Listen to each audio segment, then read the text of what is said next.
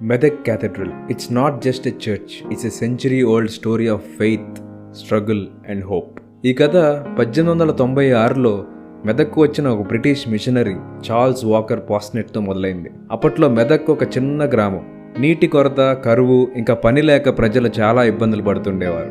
అలాంటి కష్ట సమయాల్లో పాస్నెట్ జస్ట్ బోధించడం మాత్రమే కాదు, ఆయన జనాలకి నిజంగా హెల్ప్ చేశారు. కరువు సమయంలో ఆయన ప్రజలకి food, work, medical care, education అందించి వారి జీవితాల్లో నిజమైన మార్పు తీసుకొచ్చాడు. స్లోగా ఒక కమ్యూనిటీ బిల్డ్ అవ్వడం స్టార్ట్ అయింది. అప్పుడు పాస్నెట్ అనుకున్నారు, if we pray, let's pray in a place that inspires hope. అలా 1914లో ఈయన ఈ మ్యాసివ్ క్యాథెడ్రల్కి ఫౌండేషన్ వేశారు. ఫర్ ఆల్మోస్ట్ 10 years ఈ కన్స్ట్రక్షన్ పని ఒక బ్లెస్సింగ్గా మారింది. హండ్రెడ్స్ ఆఫ్ లోకల్ విలేజర్స్ ఇక్కడికి వచ్చి పనిచేసి తమ కుటుంబాలను పోషించుకున్నారు.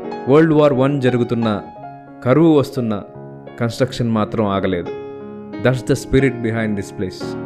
ఫైనల్లీ 1924లో ఈ మెదక్ క్యాథెడ్రల్ కన్స్ట్రక్షన్ కంప్లీట్ అయింది. ఆల్మోస్ట్ ఒక 100 feet tall bell tower, breathtaking stained glass windows depicting the life of Jesus, pure white limestone, grey granite and locally crafted tiles.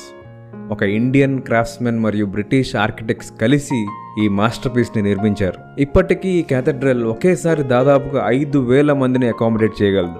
అందుకే ఇది ఏషియాలోని అతిపెద్ద చర్చిల్లో ఒకటి. ప్రతి క్రిస్మస్కి 1,00,000కు పైగా జనం ఇక్కడికి వస్తారు. మొత్తం మెదక్ ఒక వెలుగుల పండుగలా మారిపోతుంది. ఈరోజు ఇది ఒక చర్చ్ మాత్రమే కాదు, ఇది పాస్నెట్స్ లెగసీ. సర్వీస్, కంపాషన్ మరియు అంకిత భావంతో మెదక్లో కట్టిన ఒక చర్చ్, ఒక ఆశామయమైన చిహ్నం. A place where history meets faith and where every stone has a story to tell.